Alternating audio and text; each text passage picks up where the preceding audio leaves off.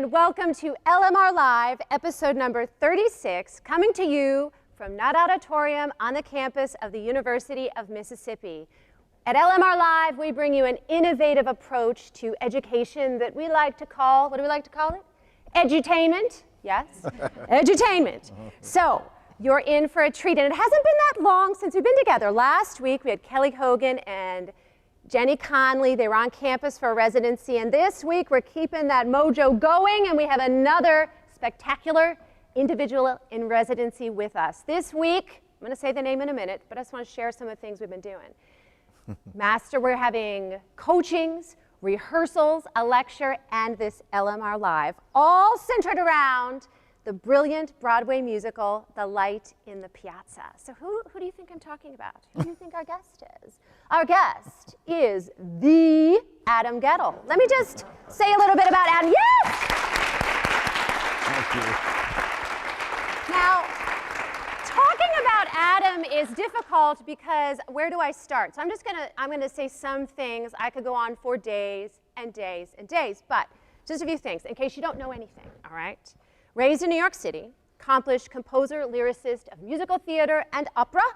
His musical, as I mentioned, The Light in the Piazza, with book by Craig Lucas, premiered on Broadway at the Lincoln Center Theater, Vivian Beaumont Theater in April 2005.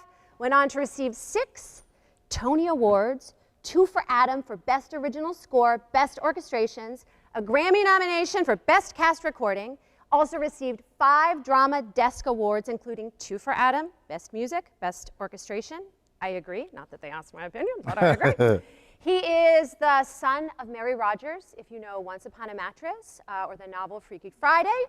Grandson of Richard Rogers, Oklahoma, Carousel, South Pacific, and The Sound of Music. I mean, my world stopped as a child when Sound of Music came on, right? I remember the era you could just put in that DVR or whatever we do now, pull it up remotely.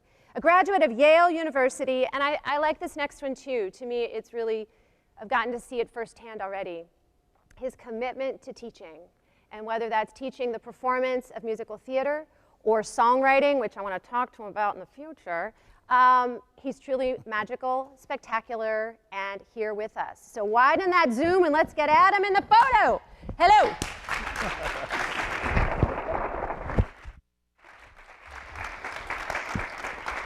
Thank you. We truly are so happy to have you here. I'm having a great time. I hope so. And yeah. I won't plant this seed too early, but I'm already thinking about when you come back. But we'll just leave that there for now. We'll keep enjoying Excellent. the moment, but my wheels are already turning. So, just going to dive right in. When did you first start making music? I started singing when I was around 2, and I'd be in the carriage, and I had pink glasses and a patch over one eye because I had a very wandering eye. I mean, it was just, who knows where it was looking, but it wasn't right. And it was looking for the music. Yeah. And so they operated on that. So I had a patch, pink glasses, and curly blonde hair down to around here. And in the carriage, they'd come up and say, "Poor thing, is she blind?" And and I would sing the 59th Street Bridge song. It was my favorite song when I was 2. You slow down. When you were move 2? Too fast. Got a maid. It was just a good song to me, and it still is a great song, don't you think? So that was my first sort of foray, and it kind of went on from there. I started writing music when I was around 8. I was at camp, and there was a piano, and I didn't know how to write anything out, but there was a paper clip, which I kind of unwound and scratched into the ivory keys where I was supposed to start so I could remember what I had written. So this is, I'm a fugitive from the law. He's wanted in many states. No kidding. I am. So my first writing was then, and I still remember that piece. So if we have a chance, I'll play it for you. Very cool. And then I started singing, and doing more professional theater, and really started writing in earnest when I was around 13 or 14. Okay. I have a question. This was on the internet.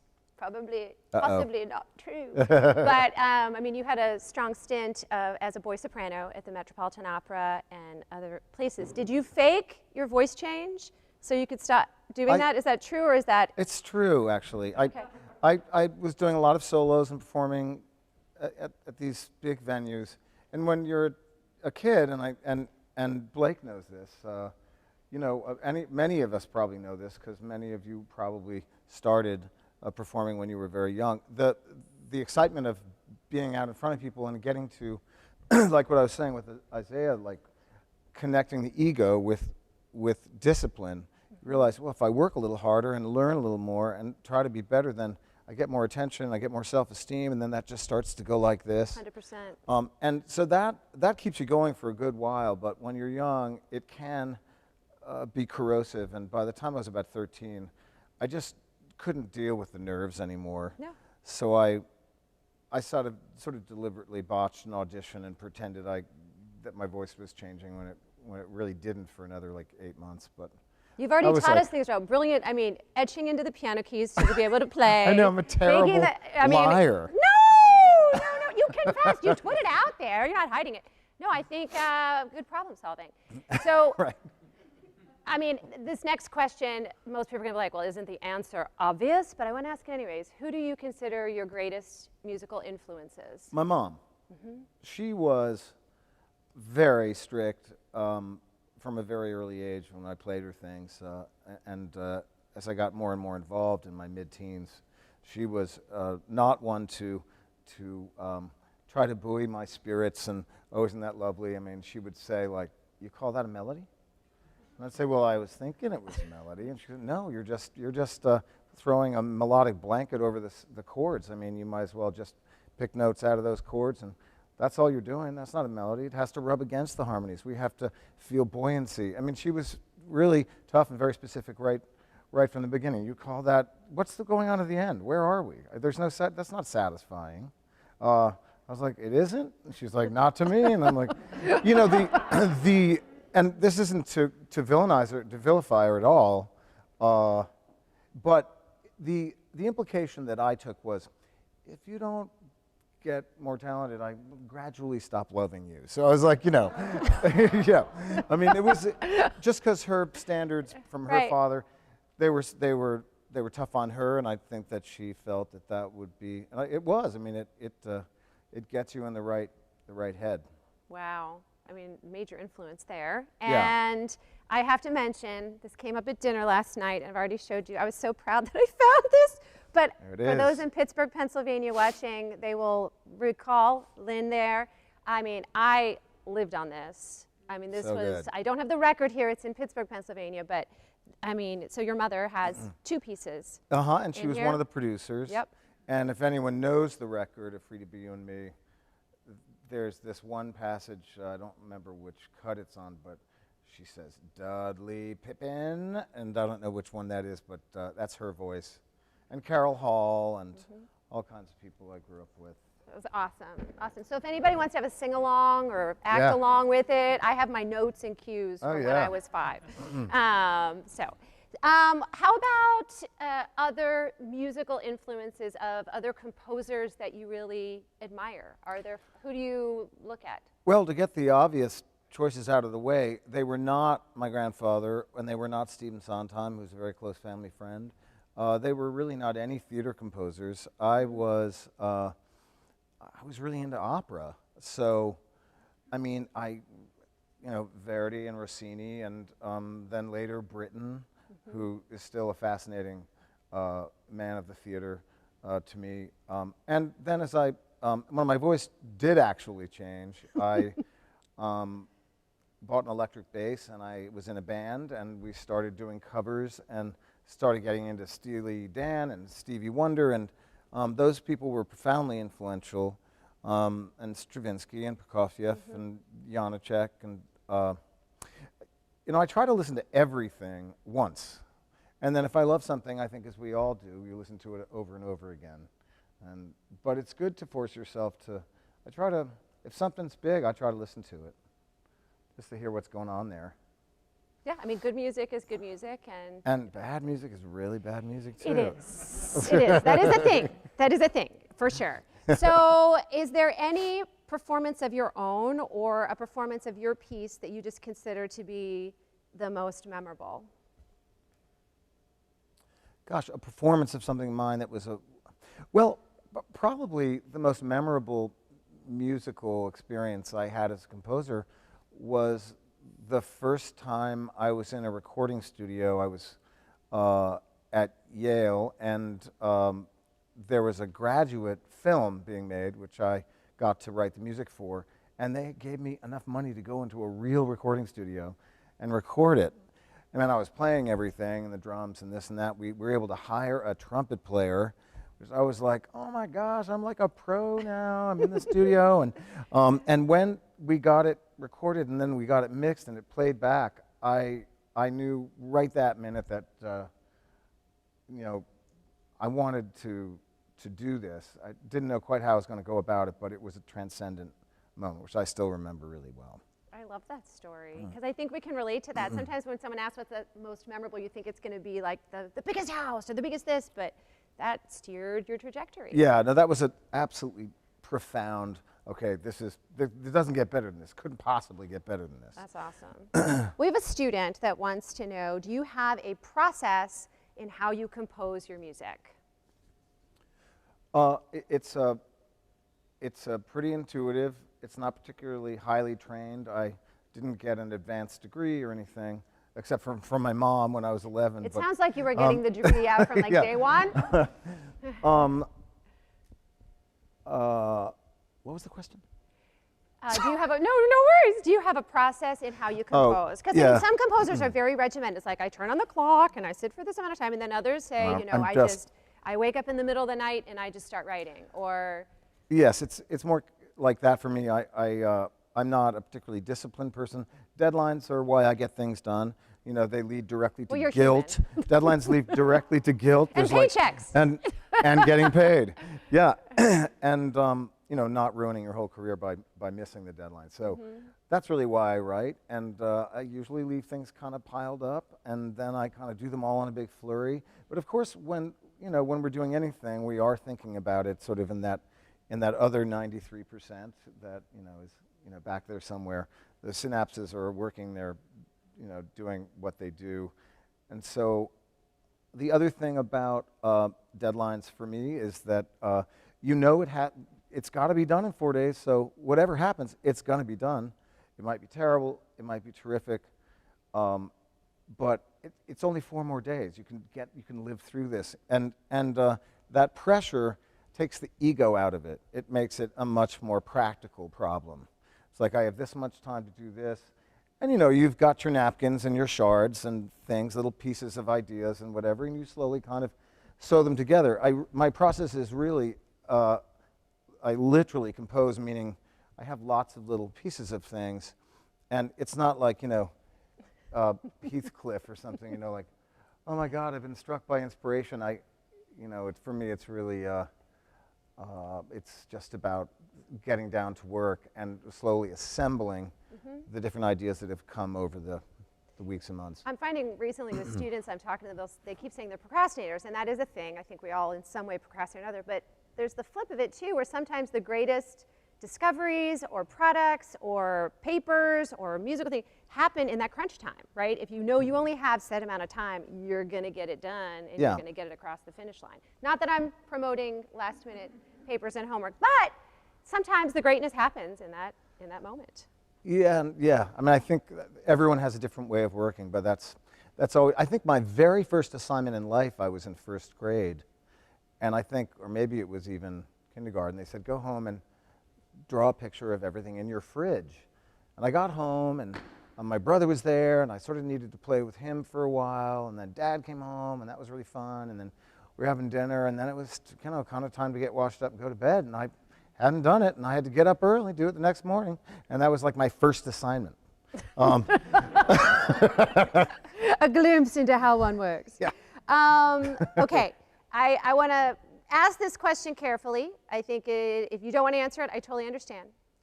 Students wanted to know, as the grandson of Richard Rodgers, have you ever felt in the shadow, or was it difficult in any way to chart your own path identity?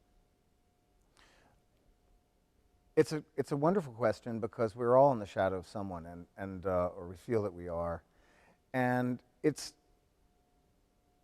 for me, it wasn't a question of renouncing that or denouncing that body of work or anything crazy like that.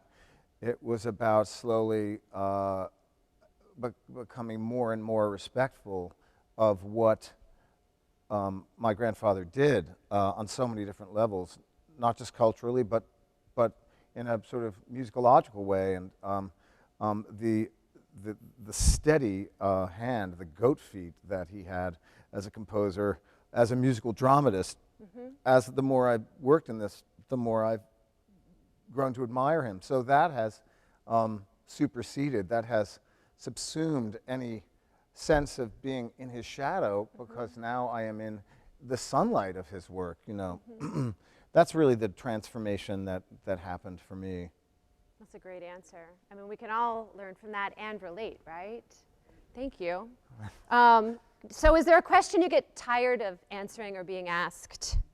Where you're like, it's a perfectly really? innocent question, which comes first, music or lyrics, and my grandfather always used to say the contract, I think.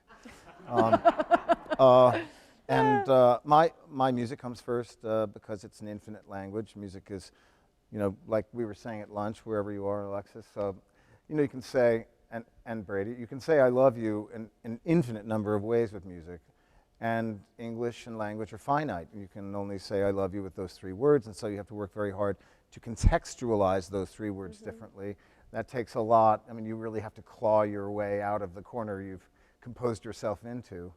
But I do music first and then lyrics. But that question comes, you know, pretty much all the time. It's not on my list, I promise. You can read, well, you can check my cards. I pre-answered it. Yeah, there you go, yeah. Yeah. Scratch it off. I'm always curious what they say in those instances, right? So thank you. I want to dive into Piazza, if that's all right with you. Excellent. So I already mentioned, but the Broadway production opened in 2005, right? In Vivian Beaumont Theater. I find so exciting when it was on PBS. And that was in 2006, where it had over 2 million viewers, right? I didn't know that. Yeah, that's what it says. That's what my source says. Over 2 million viewers, which is phenomenal. And it's such an incredible masterpiece. I mean, when I think of the words, it's lush. And I loved hearing you talk about, you know, the types of composers you've been drawn to, because that's just so evident in the score. If you know the score, it's there, it's lush. So as we dive into that part of it, can I bring 2 people up to join us? That'd be wonderful. So we're gonna add 2 people to the couch. Adam's okay sharing the couch with them. We're gonna bring up Blake McIver-Ewing. Blake has vast experience in the entertainment industry, derived from a multiple of disciplines. His creative accomplishments range from film and television to live theater and the recording studio. Performing on network television at the age of 6 in Full House and Hey Arnold led to films like The Little Rascals. He produced the critically acclaimed LA regional premiere of The Light in the Piazza at the El Portal Theater. Blake is a graduate of UCLA and is our University of Mississippi faculty artist in residence for the fall 2021 semester. Please give a round of applause and get Blake up here. Woohoo! Thank you. Come have a seat. And alongside Mr. Blake, we're going to welcome someone else, someone I get to work with frequently, and I'm so fortunate. Amanda Johnson is a Canadian collaborative pianist and professor of music at the University of Mississippi, where she is music director, vocal coach for opera theater. This semester, she is co-teaching opera with Blake.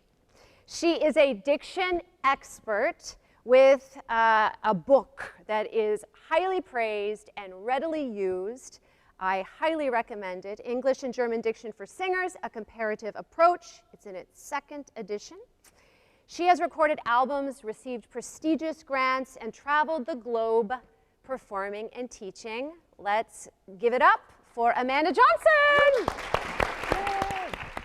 Get a hug too. I didn't ask you if I was allowed to hug you.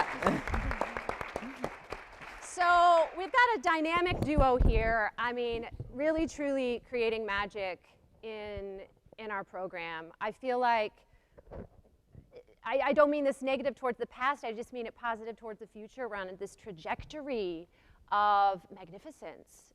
So how has the semester been for y'all? been exciting. It's been very exciting. It's been. I haven't had the opportunity to spend this much time in one text. Doing this show over the course of an entire semester has been great.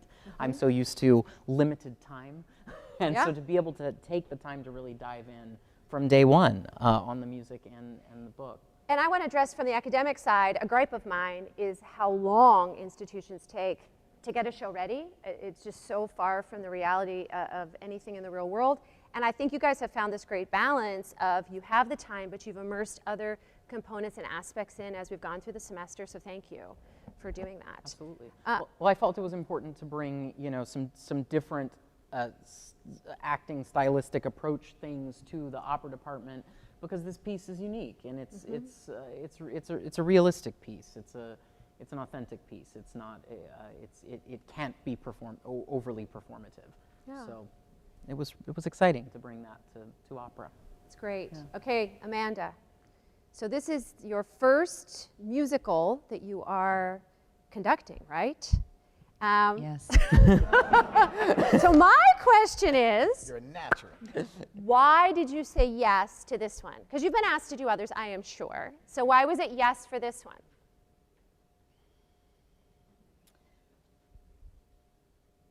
This might sound like a disclaimer, but I'm actually not a huge fan of musical theater.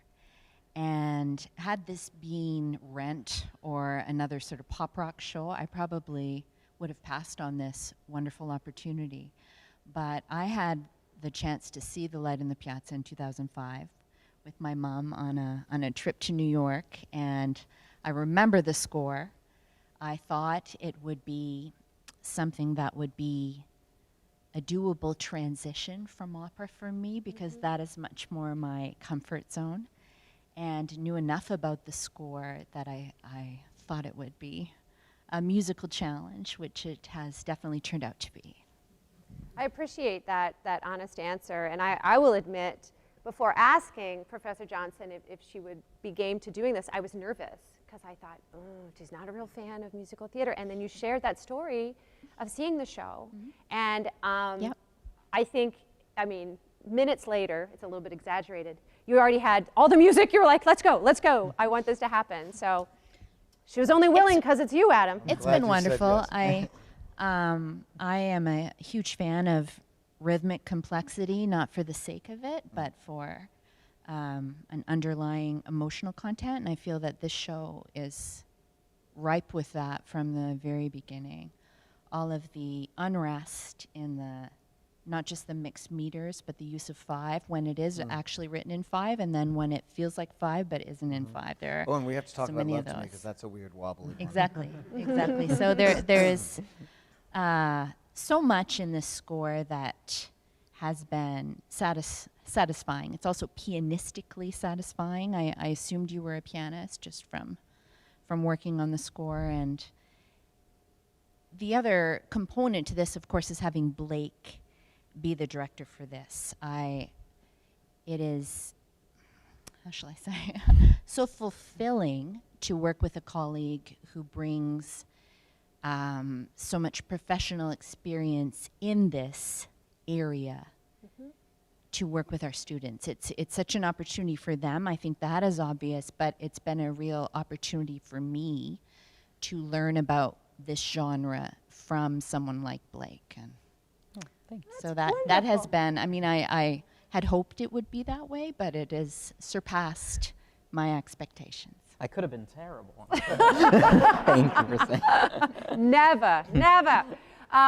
So Blake, can you give us a little glimpse or idea about your concept of how you are, putting the show on our stage at the Ford Center? Absolutely. Well, a little earlier today when we were talking with the Center for Southern Studies, I mentioned that the challenge of this piece is the story is so intimate. And we're going to be up on the stage of the Ford Center, the giant, gorgeous, fabulous facility that it is. And so my challenge going into this was, okay, how do I take that audience, that large audience, and bring them right onto the stage? And we're kind of using a couple of different devices to do that. Practically, it's going to be very very connected and close. I've literally staged the show in the lap of the audience, and using the doors of the theater as entrances and exits. But beyond that, we're kind of also bringing a cinematic approach to it that's a little bit inspired by some of the scope of the film that I like. And using some projection mapping and using some, small furniture pieces, and then the audience gets to sort of imagine and fill in the rest of it. So I'm calling it scaled in, not scaled down.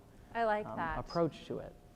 I just can't wait. I've only seen little snippets. I just cannot wait for the whole thing. It's just going to be magnificent. So I have a student, Adam, that wants to know, when deciding to create this musical, what was the inspiration that drove you to the story, and did the movie have any effect on the creative decisions? I know the answers to this, but I'm just asking it on behalf of the student. Sure. Hello, student. It's a good question. I had my own personal reasons for wanting to tell a love story, and I had a professional, epiphanet about, like, no one's really done something really stringy and unbridled and even at times, about love, really about trying to make the sound of love, trying to give people a vessel to inhabit love and behave love. And I got to write a shameless, score, that was all, blah, blah, blah, blah, when the early in the orchestral rehearsals, I'd say, you really need to dig. I mean, you can go. I mean, give me some Gil Shaham, not so sort of stringent and ascetic. And they would say, I don't want to play like, too, sentimental. I'm like, you need to play it like a pig. You just need to really go. I mean, that's what this is for. And no one's heard that, certainly on Broadway, in quite a while. So that was sort of the musical and practical thoughts I had around it. But on a personal level, I wanted to look at my own sort of ambitions around love and romance, which had not been satisfied. And I thought this story was a wonderful way to write into different stages on that continuum, that the story has four couples who are all on the continuum somewhere. At one end is that ecstatic first, completely suffusing experience, that bloom of falling in love, when it's everything, it's everywhere, it's what you, it looks like everything's somehow painted, and something, as I was saying, I think today, like it's like maple syrup is dribbling in front of the world, like some amber thing, and it's so great. And then at the other end of that continuum is that terrifying, impossible tearing away of this thing that has become so fundamentally important. And that was something I was ready to write into, because I was experiencing both of those extremes and lots of things in the middle. And then, you hope that everyone in the audience is going to be on that continuum somewhere too. I'm glad I asked that question. I'm glad we had that question. So speaking of these couples, speaking of these characters, we need to bring someone else onto the couch. Very important person. But who am I talking about? I'm talking about Mary Haskell, a singer, actress, and recording artist. Mary has performed with various symphonies across the country, a featured actress in television series and movies. Mary recently co-starred with Dolly Parton in the Emmy Award-winning Christmas on the Square. Mary has also performed at a variety of notable events, including the Kennedy Center, the White House for President George W. Bush's 2005 inaugural gala, and with the Prague Symphony Orchestra. Mary has a Bachelor of Arts degree from the University of Mississippi, proud to claim her, and she is reprising the role of Margaret in our upcoming production of The Light in the Piazza. Please help me welcome one of the most spectacular people I know.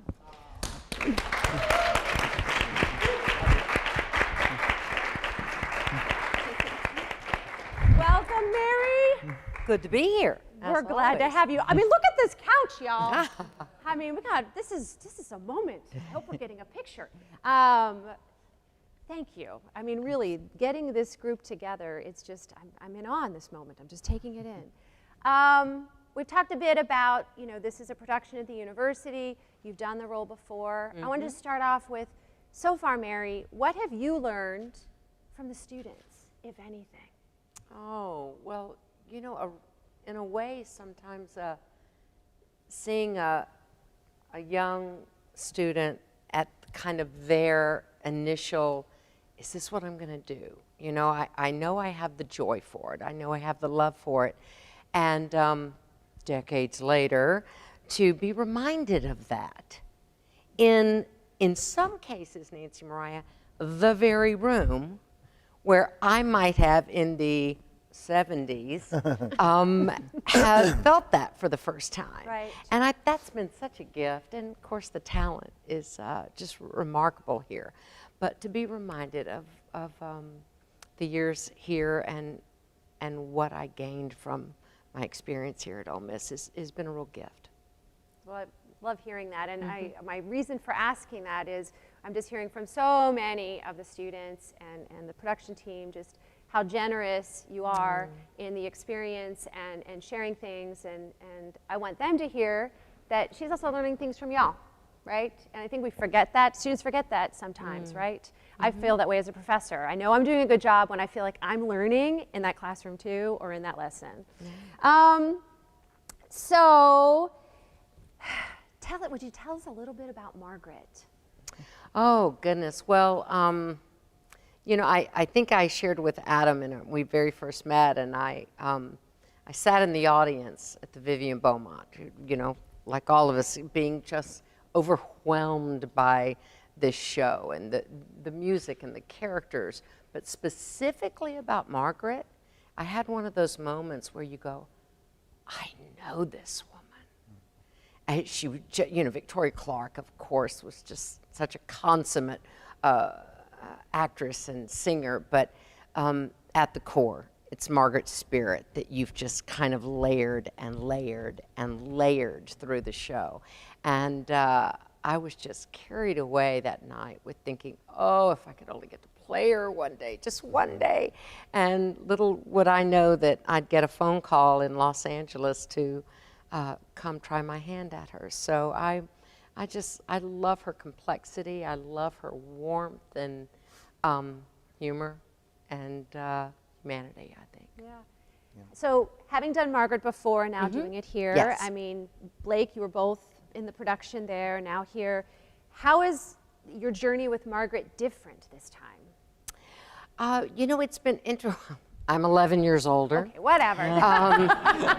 The chords are 11 years older, but no, I think that it's been interesting revisiting. I think there was literally just today I said to you, there's a monologue that Margaret has that it's the moment she decides I'm going to explain to the audience what I've been trying to get out in various scenes, something she needs to explain about Clara and her, as she calls it, her situation.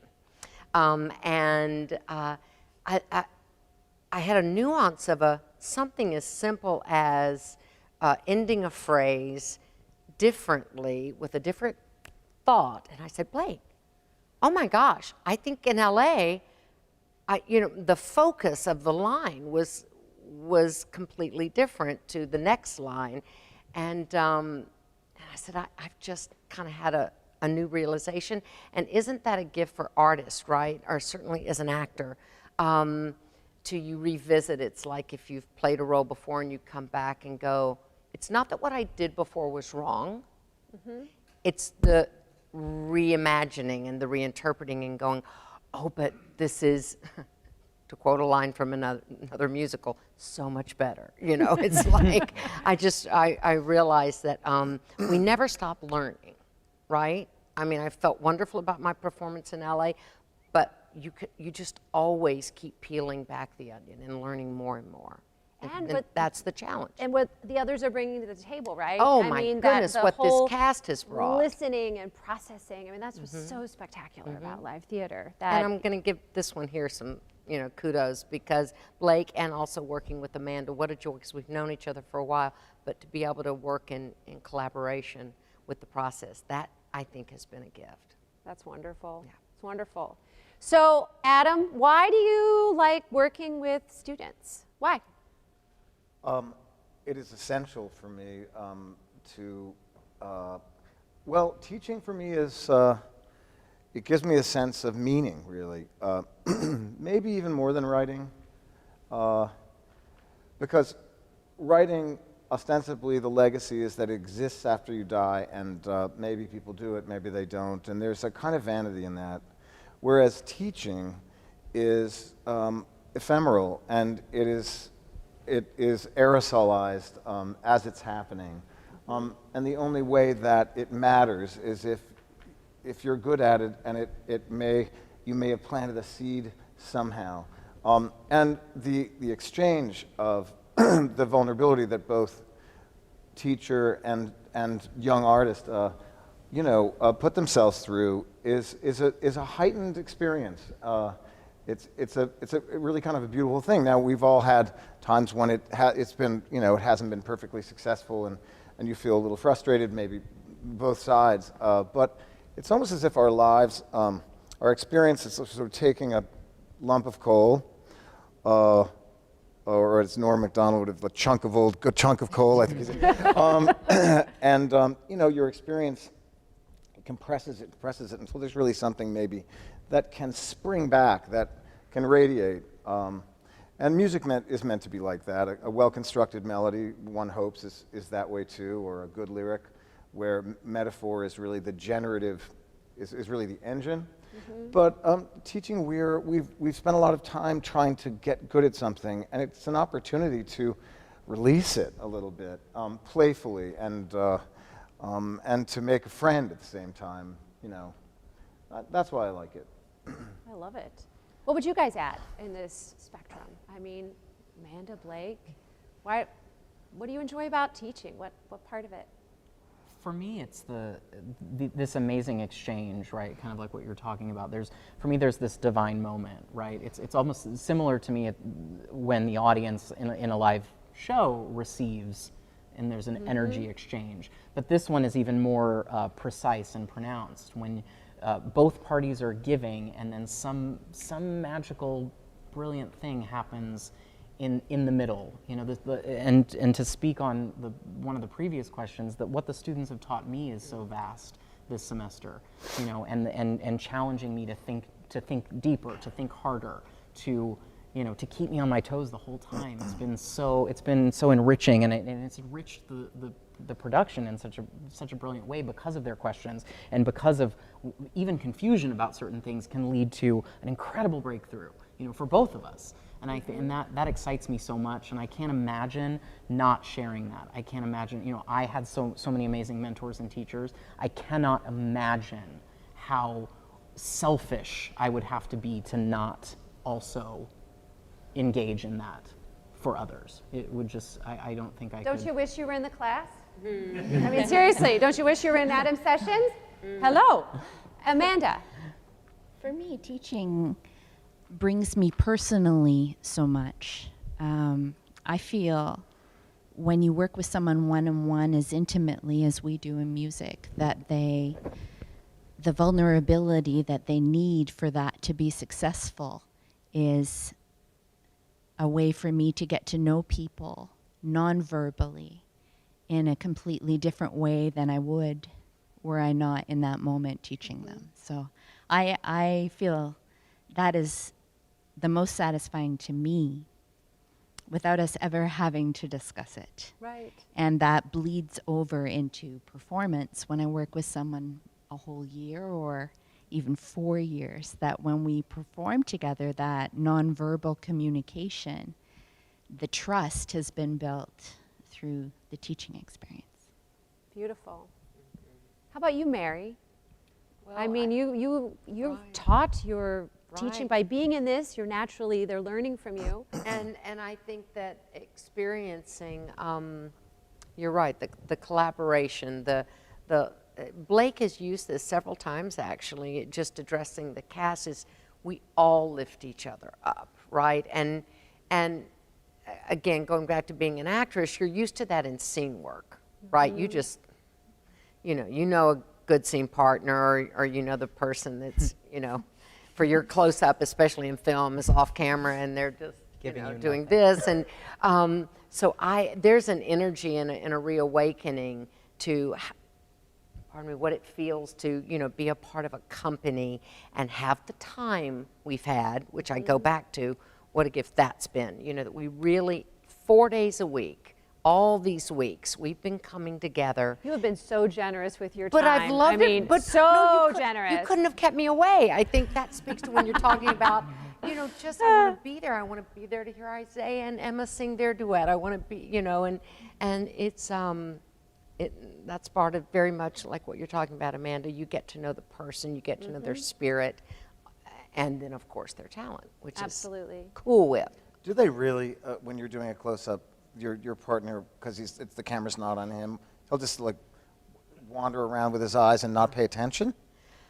It happens. I've seen it. God, that's appalling. Especially if you're, again, I've been the one that it's literally the last actor who's the turn up, because of course the star's been done, and they're going like, oh, you know what, I'm so sorry, she had to go back to her trailer. So you're just Script acting is to going, well, it's to no one? the script girl. Second AD. Yeah, just second AD really- Oh as my well. Lord. Oh, it's happened. It's Handful of happened. times. I don't but know it's how happened. you people and do then, it. of course, the consummate, ultimate gracious actor who is like, again, they're number one on the call sheet, and they are standing, camera ride, just giving you everything they did in their close-up because they want you to have them back. So it's the difference. But this particular company, we have all bonded and all kind of felt from your leadership, I think, that feeling of camaraderie, and that we just want to give this amazing, exquisite property everything we can, because we all admire the work and we admire the piece. And so you then want to bring not 100%, but 110% of yourself. Something I'm so excited about is that it will be with live audience, and something was alluded to a moment ago, that energy and that communication that happens between the stage and the audience, the feeding that goes between. And I'm hoping you all, watching, if you're in vicinity, driving distance of Oxford, will come November 19th and 21st to see the light in the Piazza and the Ford Center, because what I'm anticipating, based on what I'm just hearing you describe, that there's going to be a connectivity and an energy that we're going to get to experience and be connected to in a transformative way. So, Absolutely. Well, and Adam, you built in, I mean, Margaret breaks the fourth wall. So the audience is literally engaged because, it's a rare account. Well, there are other ways to look at that. She Yes, you're right. this is great! No, if I may. Please. So it's perfectly okay to do it as if she's actually speaking to the audience, but there's sort of an ethereal in between where she can be looking at her past, her future, confessing to herself. There's something sort of confessional about it, and just as she is doing in Dividing Day, asking a series of questions, it's a retrospective thing. What have I done? What happened here? She says at the beginning of the show. And when she turns out, she could be speaking to herself also. Yes. I mean, and they're out there, of course, and they feel included. So that's just a... Exactly. Perk of having Adam here to get these little pearls. I need a notepad. All right, we're gonna shift in true LMR fashion. We are going to play a game. It is called Golden Gestures, and it is inspired by the Golden Age musical. So here we go. Oh, God.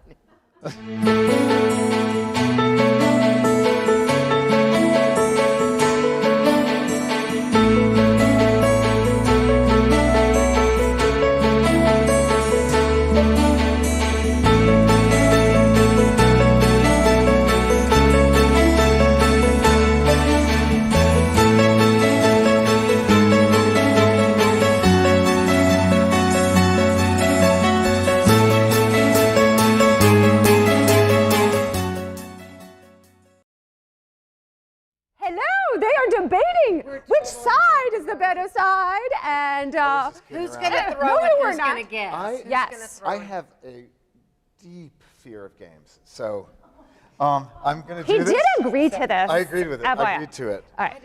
Yeah. Why? Because you can't say no, right? That's sort of part So of it. break. I know we're team players. I'll Okay, give so- the cues if I can. Is that all right? Yes. Okay, so how Okay. this will work, on these lovely golden cards, we have the names of musicals. So I'm going to show a musical to Mr. I'm Guettel, sweating.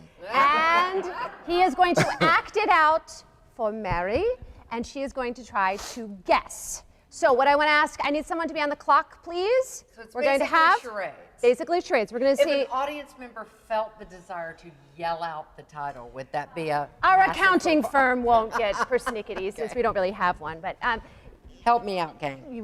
it's more fun when people struggle, by the way. Well, too. that's true. And I was the worst ever on an episode, so anyways. Okay. Does anyone have a Klonopin or anything? So we're timing. So we're going to see how many. Now, do you want to keep? One You're word, two always going to words, be three giving. words. Is that what Yes, we're doing? or- One okay. word, two It's words, like three words? charades. I thought we were just supposed to. You do it like a pantomime or something. You do whatever you do. You. Oh God. Okay. The stage is yours. I'm not looking. Okay. So All we're right. looking for the title of the show. Yes, Title. it'll be She's a gonna give me the title, title. and Title Mary of is going Title of to show. guess the title. We're going to see how many they can do in 45 seconds. 45, please. 45. All right. Tell me when. Okay. Oh Jesus! I mean, you'd think that. Okay.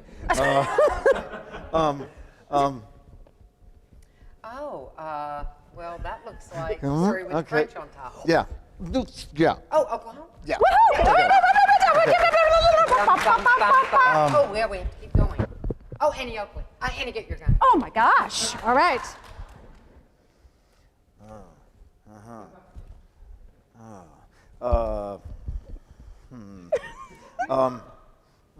Okay. Jeez, well, how do you even do that one? Peggy. Me. Yeah, how to do that? All right. So you guys did great. That was. I mean, you were on it. I didn't mean to stump you. So that was one trying- was My Fair So Lady. what would you have? Oh, my. What would have been a good? My. Oh, like with words and You stuff. did very well there. Right, I was trying to pantomime it, and I was like, well, what do I do, the flower thing, or the getting dressed up, or how do you do any of that? No, I can't. All right. We don't So have they our got- Audrey Hepburn in. I know. Thank you very much. Good We'll have guy. a Oh my come God. on. All right. So it's over, I don't have to do anything? We'll see. I made for you up again. It's so fun to watch. It's fun to watch them do this, right? I'm not cuckoo bananas. I mean, I am cuckoo bananas, but it's fun to watch this. All right. Who's giving? Who's receiving? Let's trade off so that we each get Ooh, to I do, right? like, So we each get to do. Okay. So 40. Who? You want to go first? I'll go first. All right. So 45 seconds on the clock. You tell me when, Mr. Bramlett.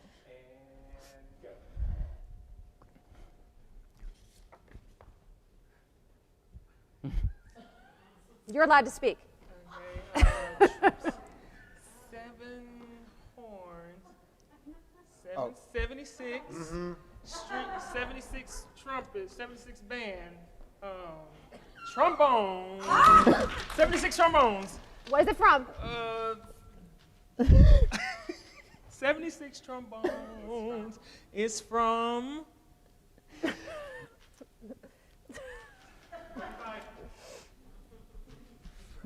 It's from conducting. It's from pages.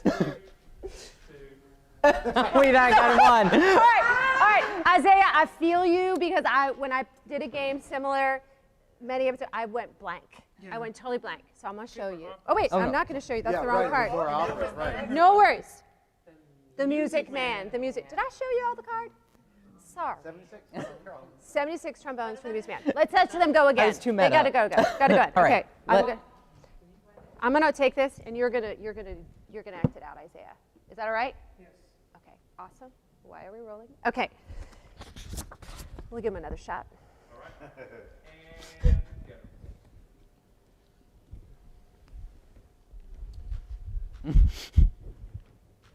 3 words.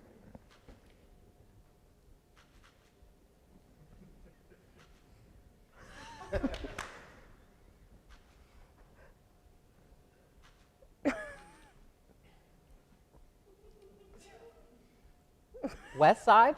West Side Story! Okay. That was good. We need the drum.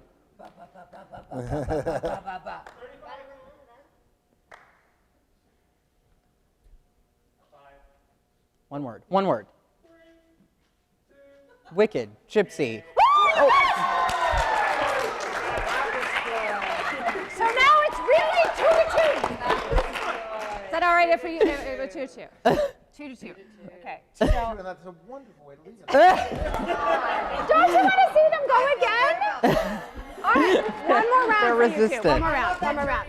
Can I have you Okay, also- all right. We're going to let you guys go again.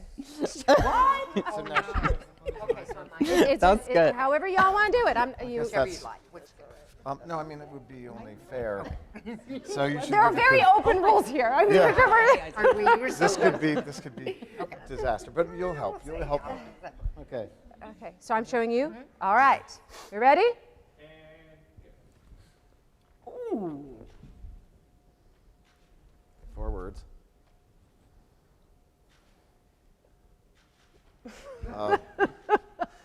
Sound of music? Oh my gosh. Okay. Are we letting Mary go again or are you going? Yeah. 3 words. Down.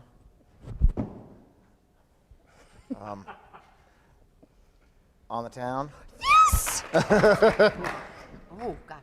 Okay. 1 word.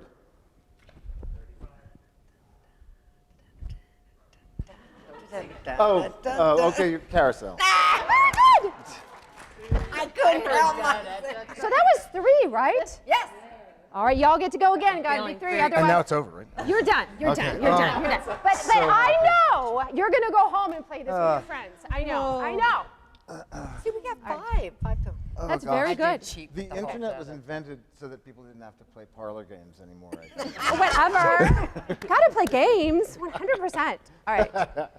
Want to act it out? All right. Yeah. It's all good. It's all good. You guys Let's ready? act it out.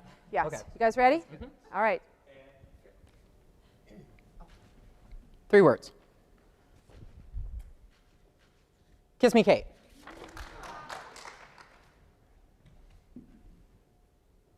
2 words.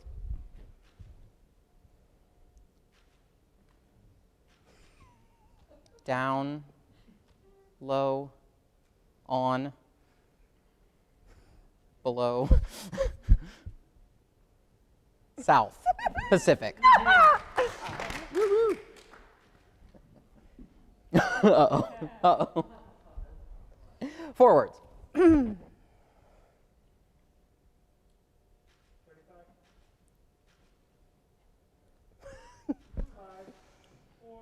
Wish, hear. Oh. So close. Wish you were here. Wish you were here. You I guys was did like, wish really here. well that time. But I think Know that shit. Emma accounting firm. Our winner is. We have to give. We have to. Yeah. All right, let's whoop it up give- for Mary and Adam. To give credit where credit's due. Thank you, Isaiah. Thank you, Isaiah. Thank you. So I want to ask a question. We touched on this at the very beginning. Adam and Blake, you were both child stars. But you were in the theater. But yeah, I mean, what's the best and worst part of that? Pick one if you want to answer, or avoid altogether. Yeah, no, I talk about this a lot, quite a bit, and I've stayed in touch with a lot of my contemporaries from that time. It was a very specific time, that early '90s kid actor thing, and you know, it's been difficult for some of us. It's been great for others. The blessing of my journey was that I wanted it. My parents were both in show business. They didn't necessarily want me to have any part of it. I wanted it. The cost, though, is still the same, and that's what I learned as an adult. You still have given up your childhood. Now, no one forced you to. You chose to do it, but there is still in adolescence, you still have to make that, you have to recalibrate your brain and go, no, I made that. And I wouldn't change it, but there are still things that you have to work through. And so when a lot of people come up to me and say, oh, I know, should I get my kid into, I always say, that's not for you to decide. That's for them to decide. That's great advice. And that's because I've dealt with too many nightmare stage parents in my whole life. Right, right. To be really honest and practical. That can apply to all areas, right? It isn't just in the theater, right? It can be in sports. It can be absolutely. It can be in computer science. It can be whatever, right? Yeah. Anything you would add? I think for me, I think I would agree with everything Blake just said. But for me, the best part of it was grown-ups, getting to be around grown-ups, because children probably most of the time, rightly, are spending their time with children. And it's not that I didn't want to be friends with them, but I wasn't really a fitter inner. I just, for some reason, didn't. And I just loved being around grown-ups and people who really had a lot of competence. To watch that and think, okay, if I work, I can maybe be competent like that and have something. I guess it's a nascent sense of how one might develop identity. Right. And I thought, and grown-ups play by the rules. They don't all of a sudden like smack you or steal your stuff. And like kids do. That's what they're supposed to do. And I was like, you can't. That's not right. That's and grown-ups don't do that sort of thing. For the most part. For the most part, they don't look and go, I'm not your friend anymore. Right, all of a sudden, yeah, exactly. Random. I think I was Yeah. too. I would think I was too fragile, maybe, to be with people my own age. Yeah. No, I appreciate both of those answers, and then I want to cast that out to our students and to remind, you're in the driver's seat of your education. You're in the driver's seat of where you see yourself going, and I think no matter who you're around, no matter how profound that professor is or how formative you think the experience is going to be, I think it's important to stay true to oneself and listen to oneself. So I appreciate you giving that perspective, both of you. Off topic. Yeah. Every time I look over peripherally, I think Phyllis Diller is standing right there. Correct. Do you guys remember that? That's the hat. I'm now going to call that lamp Phyllis. Phyllis. Well, I have a lot of people to thank. I want to thank all of our LMR supporters and partners, our loyal viewers via the web, the College of Liberal Arts, the Department of Music, the University of Mississippi's Center for the Study of Southern Culture, the Sarah Isom Center for Women and Gender Studies, the Honors College, and the Mississippi Humanities Council. Oh, I left one out, and the lecture series. We have a lot of partners who are helping us to make this possible, helping us to have Adam here, helping to have this production. It is a team effort. I want to thank our giving group for the Living Music Resource. They're called the Secret Salon Society, and if anyone is interested in joining that society to support the initiatives that we do that propel our students forward, please reach out to myself or Brady Bramlett. More people to thank. I want to thank the people who make LMR happen. Executive Managing Director Brady Bramlett, Graduate Assistant Miranda Shapiro, Undergraduate Assistants Alexis Rose and Emma Johnson, and a special thanks to Charlie Miles and Jordan Presley.